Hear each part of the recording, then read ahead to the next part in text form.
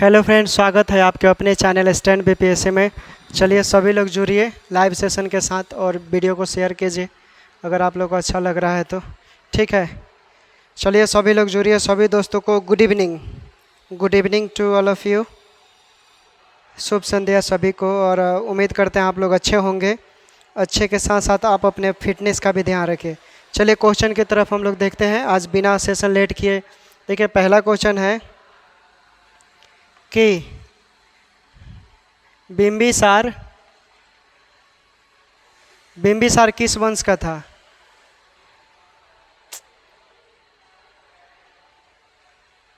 बिंबिसार किस वंश का था?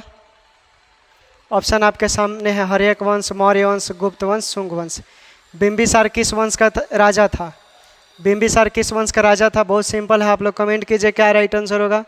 बिंबिसार किस वंश का राजा था? कमेंट कीजिए लोग क्या राइट आंसर होगा। बिंबिसार किस वंश का राजा था? कमेंट कीजिए। बिंबिसार किस वंश का राजा था? तो दोस्तों ये हर्यक वंश का राजा था। ठीक है, बिंबिसार किस वंश का राजा था? तो हर्यक वंश का था। मौर्य वंश का पूछता तो आप क्या बोलते? चंद्रगुप्त मौर्य।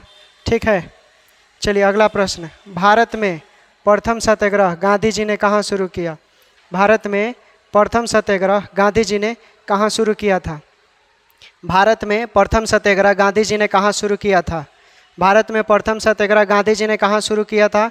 ऑप्शन देख लीजिए, हजारीबाग किया था कि साबरमती कि चंपारण कि बम्बई। क्या राइट आंसर होगा? कमेंट कीजिए लोग क्या राइट आंसर होगा। दोस्तों कमेंट कीजिए क्या राइट आंसर होगा। गांधी जी ने अपना पहला आंदोलन कहाँ शुरू किया था? तो ये चंपारण हो जाएगा। ओके, अब आप कमेंट कर बताइए कि चंपारण कहाँ पड़ता है। चंपारण बिहार में पड़ता है। बताइए बिहार के कौन से ज़िले में पड़ता है? देखिए 1917 में। ठीक है, 1917 में उन्होंने किसान नील की खेती के लेकर हुआ था। और 1916 में क्या हुआ था दोस्तों? कांग्रेस का अधिवेशन हुआ था जिसमें मुस्लिम लीग कांग्रेस का कॉम्बिनेशन हुआ। उसी में राजकुमार शुक्ल ने इनवाइट किया था चंपारण में आने के लिए। ठीक है, चलिए अगला प्रश्न देखते हैं। भारतीय स्टेट बैंक ने हाल ही में भारत के बाहर कहाँ अपनी नई शाखा खोली है? भारतीय स्टेट बैंक ने हाल ही में भारत के बाहर कहाँ अपनी नई शाखा खोली है? कहाँ अपनी नई शाखा खोली है? ऑप्शन है वियतनाम, डेनमार्क, इजराइल या स्विट्जरलैंड। क्या होगा? भारतीय स्टेट बैंक ने अपना पहला मतलब एक नया शाखा खोला है। बताइए कहाँ खोला है उन्होंने? कहाँ खोला है? SBI ने अपना भारत के बाहर एक नई शाखा खोला है। वो कहाँ पर खोला है दोस्तों? तो ये इजराइल में खोला है। राइट आंसर क्या हो जाएगा? इजराइल। अगला प्रश्न, सार्क का सबसे नया सदस्य कौन है? सार्क का सबसे नया सदस्य कौन है दोस्तों? सार्क का सबसे नया सदस्य कौन है? सार्क का सबसे नया सदस्य कौन है दोस्तों? ऑप्शन है भारत, भूटान, पाकिस्तान, अफगानिस्तान। क्या राइट आंसर होगा? कमेंट कीजिए। सार्क का सबसे नया सदस्य कौन है? बताइए क्या राइट आंसर होगा। कमेंट कीजिए लोग। हाँ बताइए। ठीक है, सार्क। हाँ ठीक है, क्या राइट आंसर होगा बताइए लोग। नया सदस्य पूछ रहा है दोस्तों, पुराना नहीं, नया। राइट आंसर क्या हो जाएगा? अफगानिस्तान। सार्क का नया सदस्य कौन है दोस्तों? अफगानिस्तान है। ठीक है, अफगानिस्तान है। चलिए अगला प्रश्न देखिए। अगला प्रश्न है आपका कि संयुक्त राष्ट्र संघ का मुख्यालय कहाँ है? संयुक्त राष्ट्र संघ का मुख्यालय कहाँ है? ये तो आप लोग को पता होना चाहिए। चलिए बताइए संयुक्त राष्ट्र संघ का मुख्यालय कहाँ है? संयुक्त राष्ट्र संघ का मुख्यालय कहाँ है? कमेंट कीजिए। संयुक्त राष्ट्र संघ का मुख्यालय कहाँ है दोस्तों? संयुक्त राष्ट्र संघ का मुख्यालय कहाँ है? तो संयुक्त राष्ट्र संघ का मुख्यालय न्यूयॉर्क में है। संयुक्त राष्ट्र संघ का मुख्यालय कहाँ है? तो ये न्यूयॉर्क में है। ठीक है दोस्तों, न्यूयॉर्क में। चलिए अगला प्रश्न देखिए। शिवाजी को किसने कैद कर लिया था? शिवाजी को किसने कैद कर लिया था? शिवाजी को किसने कैद कर लिया था दोस्तों? तो औरंगजेब ने कैद कर लिया था। Right answer. किसने कैद कर लिया था शिवाजी को? औरंगजेब ने कैद कर लिया था। जिन दोस्तों ने औरंगजेब कमेंट किया उनका बिल्कुल ही सही है। चलिए अगला प्रश्न देखते हैं। अगला प्रश्न है आपका कि महात्मा गांधी कब भारतीय राष्ट्रीय कांग्रेस का अध्यक्ष बने थे? महात्मा गांधी कब भारतीय राष्ट्रीय कांग्रेस का अध्यक्ष बने थे दोस्तों? महात्मा गांधी कब भारतीय राष्ट्रीय कांग्रेस का अध्यक्ष बने थे? ऑप्शन है 1916, 1924, 1919 या 1934। महात्मा गांधी कब भारतीय राष्ट्रीय कांग्रेस का अध्यक्ष बने थे दोस्तों? क्या राइट आंसर होगा बताइए। कब बने थे? तो ये 1924 में बने थे। ठीक है, बेलगांव, कर्नाटक के बेलगांव में पड़ता है। ओके, तो राइट आंसर 1924 हो जाएगा। अगला प्रश्न देखिए, अगला प्रश्न है बंगाल का विभाजन कब हुआ था? बंगाल का विभाजन कब हुआ था दोस्तों? बंगाल का विभाजन कब हुआ था बताइए? बंगाल का विभाजन कब हुआ था? ऑप्शन है 1911, 1905, 1909, इनमें से कोई नहीं। बंगाल का विभाजन कब हुआ था दोस्तों? तो राइट आंसर हो जाएगा 1905। ओके, बंगाल का विभाजन हुआ था 1905 में। ठीक है, विभाजन क्यों हुआ था? क्योंकि बंगाल में क्रांतिकारी आंदोलन, मतलब अंग्रेज जो भी वहाँ पर नियम कानून बनाते थे, वहाँ पर भारतीय जो नेतृत्वकर्ता थे उन लोगों ने विरोध करना शुरू कर दिए थे, इसलिए अंग्रेजों ने विभाजन कर दिया ताकि ऐसा सिचुएशन ना हो। चलिए अगला प्रश्न देखते हैं। अगला प्रश्न है आपका कि राज्यसभा और लोकसभा की संयुक्त बैठक कौन बुलाता है? राज्यसभा बीपीएससी में क्वेश्चन पूछा गया है, दरोगा में भी है, और 2013 का सिविल कोर्ट क्लर्क का क्वेश्चन में पूछा गया था। ये बताइए, राज्यसभा और लोकसभा की संयुक्त बैठक कौन बुलाता है?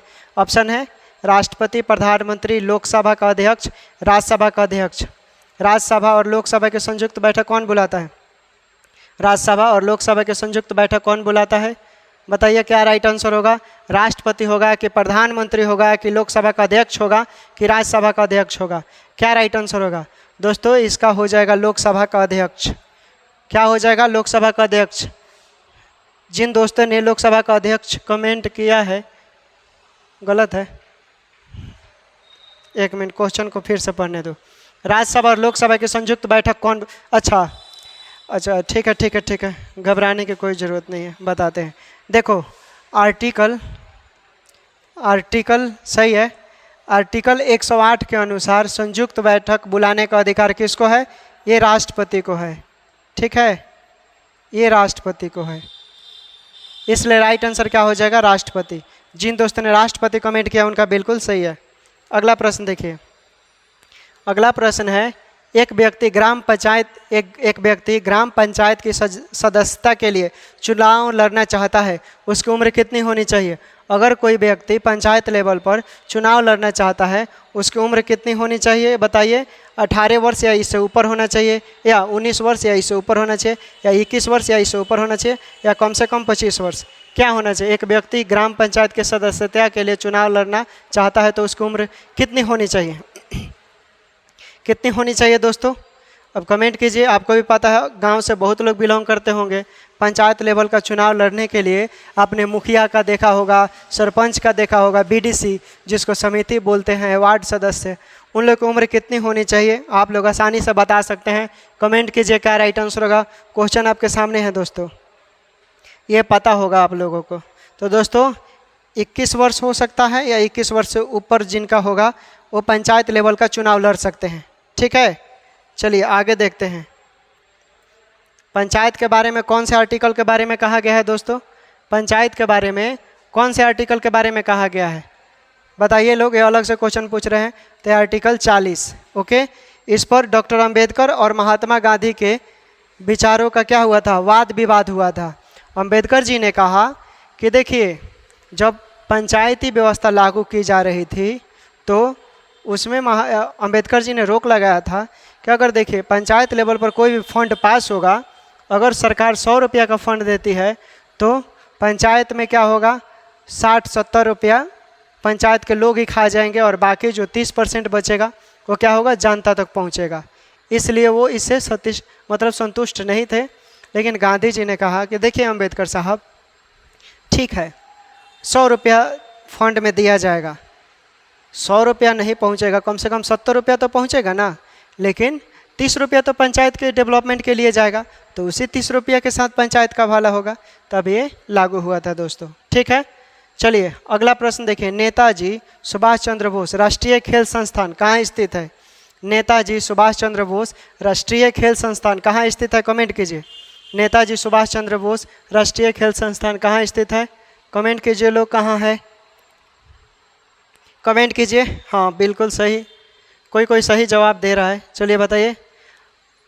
अभी वर्तमान में वो भारत की राजधानी है। अब आप पकड़ सकते हैं इससे। क्या हो जाएगा राइट आंसर? नई दिल्ली। ओके, क्या हो जाएगा? नई दिल्ली। ठीक है, चलिए अगला प्रश्न। अब आप लोगों से हम क्विज के तौर पे क्वेश्चन पूछते हैं जो पढ़ाए हैं। अच्छा बताइए, रॉलेट एक्ट जिसको काला कानून कहते हैं कब हुआ था? रॉलेट एक्ट जिसको काला कानून कहते हैं कब हुआ था? रॉलेट एक्ट जिसे काला कानून कहते हैं वो कब हुआ था दोस्तों? कब हुआ था? ये हुआ था 1919 में। ठीक है। अच्छा, रॉलेट एक्ट के विरोध में गांधी जी ने किसके विरोध में आंदोलन किया था? किसको गिरफ्तार किया गया था रॉलेट एक्ट काला कानून के विरोध में? सबसे पहले किसे गिरफ्तार किया गया था? तो ये सत्यपाल, पंजाब के डॉक्टर थे, उनको गिरफ्तार किया गया था। ठीक है, अगला प्रश्न बताइए, केशवानंद भारतीवाद कब हुआ था? केशवानंद भारतीवाद, ये सब सिविल कोड क्लर्क का क्वेश्चन प्रीवियस ईयर का पूछा गया, वही हम पूछ रहे हैं। ठीक है, केशवानंदवाद भारतीवाद कब हुआ था दोस्तों? केशवानंद भारतीवाद कब हुआ था बताइए? केशवानंद भारतीवाद कब हुआ था? चलिए इतना हिंट देते हैं, केरल में हुआ था। केशवानंद भारतीवाद कहाँ हुआ था? केरल में हुआ था। कब हुआ था? 1973 में हुआ था। ओके, चलिए, बल के कितने नियम होते हैं बताइए? ये भी क्वेश्चन पूछा हुआ है। बल के कितने नियम होते हैं? बल के मुख्यतः बल के तो ऐसे बहुत सारे नियम हैं, लेकिन मेनली बल के मुख्यतः कितने नियम हैं दोस्तों बताइए? तो बल के मुख्यतः 3 नियम हैं। ओके, चलिए, बल के कौन से नियम से जड़त्व का परिभाषा मिलता है? बल के कौन से नियम से जड़त्व का परिभाषा मिलता है? बल के कौन से नियम से जड़त्व का परिभाषा मिलता है? बल के कौन से नियम से जड़त्व का परिभाषा मिलता है बताइए? बल के कौन से नियम से जड़त्व का परिभाषा मिलता है? तो बल के पहले नियम से। क्लियर हुआ? चलिए अगला प्रश्न बताइए, जालियांवाला हत्याकांड कब हुआ था? जालियांवाला हत्याकांड, जालियांवाला बाग हत्याकांड कब हुआ था? जालियांवाला बाग हत्याकांड कब हुआ था? जालियांवाला बाग हत्याकांड कब हुआ था? ये 13 अप्रैल 1919 को हुआ था। ठीक है। अच्छा, कांग्रेस और मुस्लिम लीग, कांग्रेस का विभाजन कब हुआ? कांग्रेस का विभाजन कब हुआ बताइए लोग? कांग्रेस का विभाजन कब हुआ? कांग्रेस का विभाजन कब हुआ? कांग्रेस का विभाजन कब हुआ? कांग्रेस का विभाजन 1907 में हुआ। कांग्रेस का विभाजन कब हुआ? कांग्रेस का विभाजन 1907 में हुआ। ठीक है। मूल संविधान में कितने अनुच्छेद थे? मूल संविधान में कितने अनुच्छेद थे? मूल संविधान में कितने अनुच्छेद थे दोस्तों बताइए? मूल संविधान में कितने अनुच्छेद थे? मूल संविधान में कितने अनुच्छेद थे? 395। मूल संविधान में कितने अनुच्छेद थे? 395। और पूछेगा वर्तमान संविधान में कितने अनुच्छेद है, तो क्या बोलेंगे? 495 संशोधन के तहत। वर्तमान संविधान में संशोधन के तहत कितने अनुच्छेद हैं? क्या बोलेंगे? 395। ठीक है, क्या बोलेंगे आप लोग? 395। अच्छा, मौलिक अधिकार कितने से कितने आर्टिकल में है? मौलिक अधिकार कितने से कितने आर्टिकल में है? मौलिक अधिकार कितने से कितने आर्टिकल में है? ये आर्टिकल यानी अनुच्छेद 12 से 35 तक है। ओके, मौलिक अधिकार आर्टिकल 12 से 35 तक में है। अगला बताइए, आप किसी को प्रपोज कर सकते हैं। आपको कोई लड़की अच्छी लगती है, आप उसे प्रपोज कर सकते हैं। अगर लड़कियों को कोई लड़का अच्छा लगता है, वो भी किसी लड़के को प्रपोज कर सकते हैं, गुलाब का फूल दे सकते हैं। ये आपको कौन से आर्टिकल के अनुसार अधिकार मिलता है? आपको प्रपोज करने का अधिकार कौन से आर्टिकल का अधिकार से मिलता है? कौन से आर्टिकल के अनुसार अधिकार मिलता है प्रपोज करने का अधिकार? भारतीय अनुच्छेद आर्टिकल 21। आप अपने मनपसंद से किसी के साथ शादी कर सकते हैं। आप अपने इच्छा के साथ आप किसी से भी शादी कर सकते हैं। वो कौन से आर्टिकल में है? आर्टिकल 21। ओके, 21। और बताइए, और पूछते हैं, उपाधियों का अंत कौन से आर्टिकल में है? उपाधियों का अंत कौन से आर्टिकल में है? आर्टिकल 18। अनुच्छेद, आर्टिकल में अनुच्छेद होता है, याद रखिएगा। ठीक है दोस्तों, और बताइए, ये बताइए, जवाहरलाल नेहरू भारत के कितने बार प्रधानमंत्री बने थे? जवाहरलाल नेहरू भारत के कितने बार प्रधानमंत्री बने थे? जवाहरलाल नेहरू भारत के कितने बार प्रधानमंत्री बने थे? 8 बार। जवाहरलाल नेहरू भारत के कितने बार प्रधानमंत्री बने थे? 8 बार। ठीक है, कितने बार? 8 बार। और बताइए, लालू प्रसाद यादव बिहार के मुख्यमंत्री रह चुके हैं। लालू प्रसाद यादव कितने बार मुख्यमंत्री बने हैं, ये आप लोग बताइए। और बताइए, अच्छा बताइए, कौन से ऐसे व्यक्ति हैं, भारत के कौन से ऐसे राज्य के ऐसे पति पत्नी हैं जो दोनों एक ही दिन मुख्यमंत्री बने हैं? बिहार के कौन से ऐसे पति पत्नी हैं जो एक ही दिन मुख्यमंत्री बने हैं? कौन है वो? लालू प्रसाद यादव और राबड़ी देवी। ठीक है। और एक राशन, मतलब एक व्यक्ति का एक ही राशन होना चाहिए। ठीक है। एक राशन एक देश एक राशन का नियम बिहार के कौन से मंत्री ने दिया था?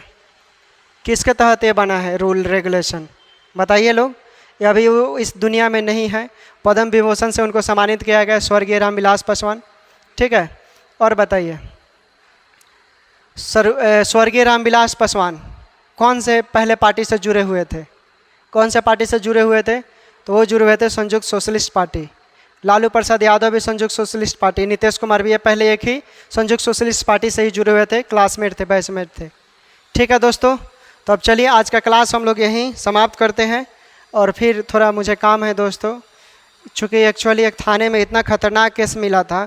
अगर आप लोग देखिए, मेरे साथ बहुत सारे लड़कियां भी जुड़ी हुई हैं, उम्र में मुझसे बड़े भी हैं और कुछ लोग छोटे भी हैं, कुछ मेरे ही उम्र के होंगे। देखिए क्या हुआ था, लड़कियां, आप लोग इस बात को विशेष रूप से सावधान दीजिए, इस बात को विशेष रूप से ख्याल कीजिए। आज मुझे थाने में एक ऐसा केस मिला, पता है कैसा केस मिला?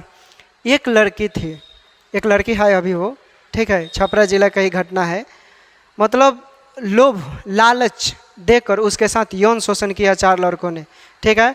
और जब हम वहीं पर थे तो हमको भी कोई ज़रूरत पड़ा था तो हम भी वहीं पर थे, एसपी साहब के साथ ऑफिस में गए थे किसी काम से। वहाँ पर देखो वो केस मिला, वो इतनी रो रही थी, उसके साथ ज़बरदस्ती मतलब ऐसे हुआ था कुछ। तो बाहर के भी दुनिया भी, बाहर आपके साथ कब किसके साथ क्या हो जाएगा कोई नहीं जानता है।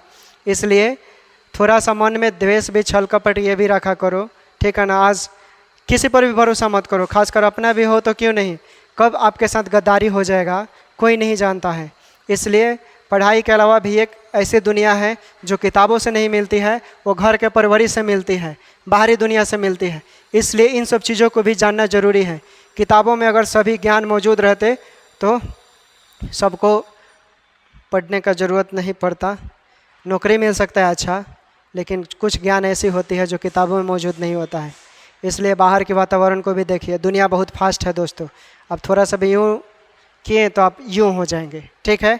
इसलिए विशेष रूप से इन सब चीज़ों को भी ध्यान दीजिए और पढ़ाई कीजिए, नौकरी लीजिए और इन्जॉय कीजिए। कुछ नहीं रखा है ज़िंदगी में। ठीक है दोस्तों, हंसते हंसते लाइफ को एंजॉय कीजिए।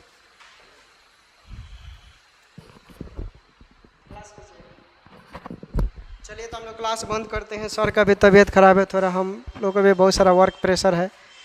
ठीक है, टेक केयर, बाय बाय। और टेलीग्राम पर नहीं जुड़े हैं तो जुड़िए, फिर मिलते हैं हम लोग कल इसी समय पर।